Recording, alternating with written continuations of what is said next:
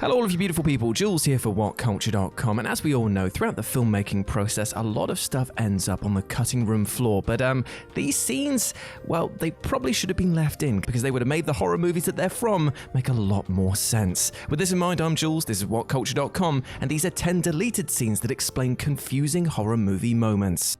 Number 10. It Chapter 1. Henry kills Vic and Belch. Now, Henry Bowers is a frightening creation from the man that you absolutely knew would feature on this list somewhere, Stephen King. Now, It Chapter 1 was a surprisingly wonderful movie featuring excellent acting talent from the child stars, along with a brilliant pace, genuinely unsettling performances, and a powerful central villain in Pennywise, the dancing clown. Henry Bowers is something of a secondary antagonist here, while also serving as a puppet of Pennywise. He's so much more than a school bully though, terrorizing the other children and threatening them with very real harm. Mike and Ben fare the worst in this first movie, but then again, at least they actually survive. So as we know, Pennywise taps into the raging psychopath within Henry, gifting him the lost weapon of his blade. Henry then uses that to calmly murder his father, extending the blade into the sleeping man's throat. But then in a cut scene, he parks his car outside a house. Victor and Belch sit beside him with both of their throats slashed open by their once friend. This scene is barely 30 seconds long and explains where the two boys disappeared to in the climax of the film, while also further depicting Henry's madness.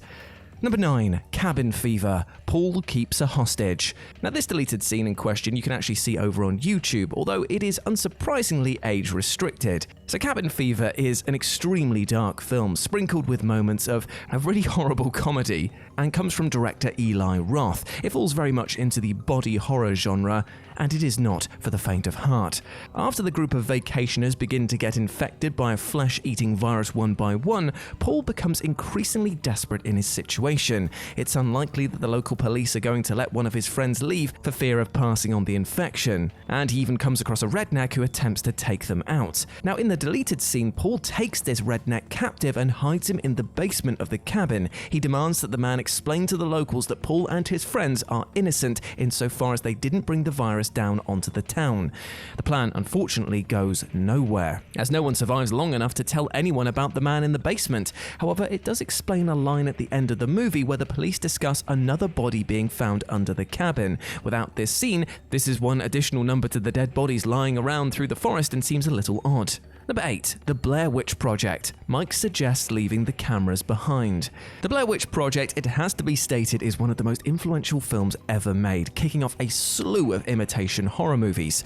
While the found footage craze has calmed down in recent years, one question that any filmmakers have to contend with when plotting out their film is, why do the victims film everything? The Blair Witch Project actually goes towards answering this question, albeit in a deleted scene. Mike, Heather, and Joshua discuss what they should do once they discover that they're lost in the forest with no map.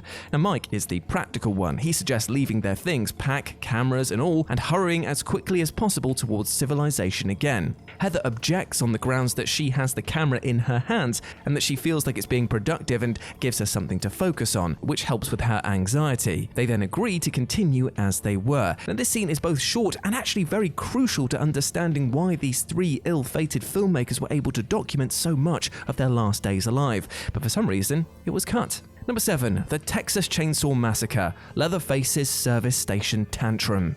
One of the Texas Chainsaw Massacre's iconic scenes depicts Leatherface dancing and screaming at the close of the film, while Sally escapes on the back of a pickup truck.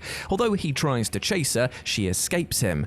But what was cut from the film actually goes a long way to making his tantrum here a little bigger and much more scarier. When Sally first escapes the Sawyer household, she runs through the bushes and trees closely pursued by Leatherface. It's incredibly tense and terrifying, as the way that it's shot makes it look like the man could easily swing down the chainsaw at any moment. But in the original theatrical release, she arrives at a service station and suddenly Leatherface is just gone. Now, we quickly learn that the service station belongs to the family, but what we don't see is a tantrum that Leatherface is having outside. The cutscene depicts him lost in his feelings, enraged that she has run inside and potentially escaped being his victim. Thus, when she runs at the close of the film, and it looks as though she is back on his tally, his tantrum as he dances and swings around his chainsaw is a show of even more exasperation than anything else. Number 6. The Lost World Jurassic Park. Raptors on the Boat.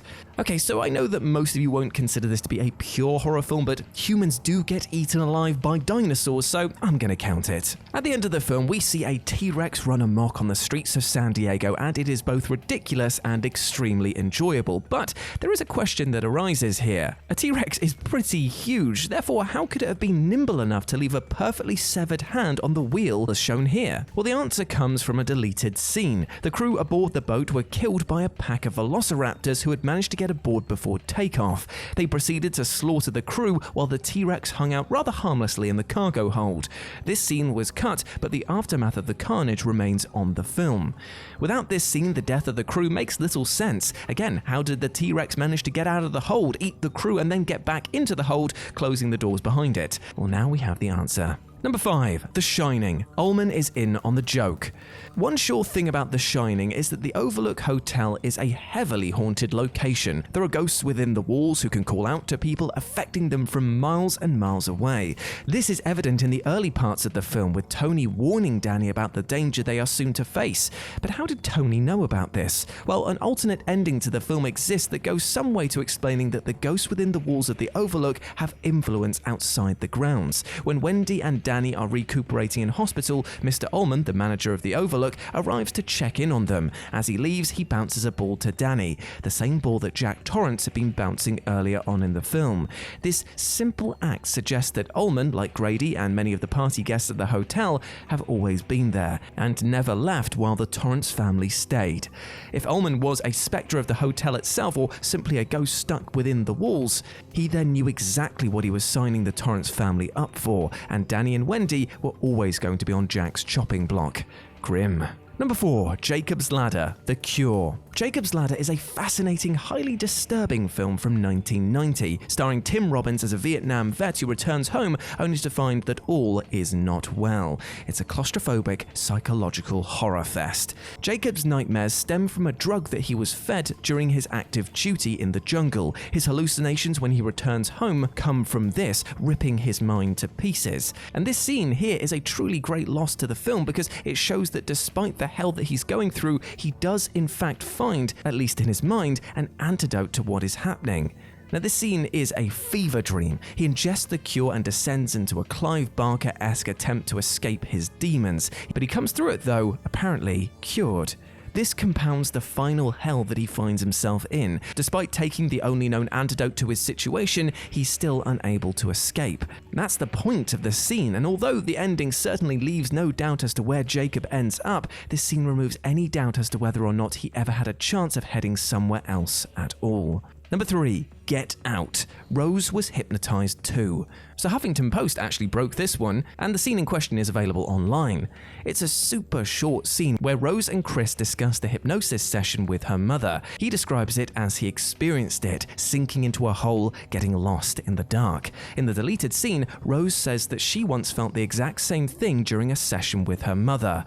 Now, Rose is detestable. She is not only fully aware of her parents' actions, but she is the tool by which they locate people to be sold as new bodies for their white, ailing friends. The smile on her face as Chris strangles her in the final scene wipes away any lingering hope of goodness within her. So if the confusion of the film is simply how can somebody be such a horrid person, then the hypnosis scene goes a little way towards suggesting that there might have actually been a chance for hope for this family. If Rose had been coerced into her actions by her mother, she becomes a victim rather than a willing accomplice. It changes the narrative of the film, elevating her from an absolutely awful human being to being every bit as trapped as Chris. But in the version that we saw, nah, she's done for, son. Number 2. A Nightmare on Elm Street. Nancy's sibling was Freddy's original victim.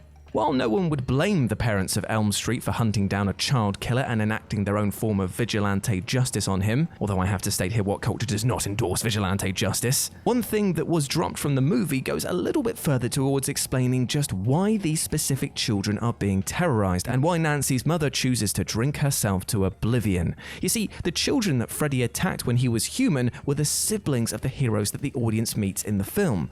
All of the parents that the audience encounters have dealt with the trauma of losing losing children to Freddy's evil before. As Nancy's mother explains, they killed him, he's dead, and he's not coming back. Sealed in with this murder is the faith in the belief that they have avenged their firstborn children. It's a sad detail that was omitted from the final cut, which makes the identities of the kids that Freddy killed a little bit more ambiguous. It was presumably considered to be a bit too much to put on the parents, so it was dropped to allow the children that died to be less directly connected. Still sad, but a fraction less crushing. And number 1, The Thing. What happened to Niles?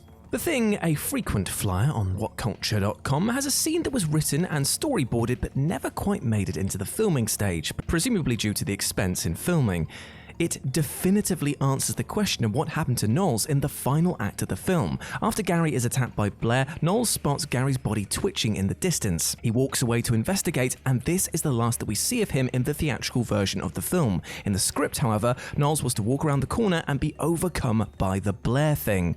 The scene with MacReady would then proceed similarly until the Blair Thing's tentacles erupt from the floor. Niles' body would have appeared first, showing a tentacle being forced through his torso. And the worst thing is that he wouldn't actually be dead yet and would beg MacReady to put him out of his misery. Many little tentacles would then erupt from his body as this happened, and then the finale would unfold as it did in the film, with MacReady tossing the dynamite at the creature before meeting for his final enigmatic talk with Childs.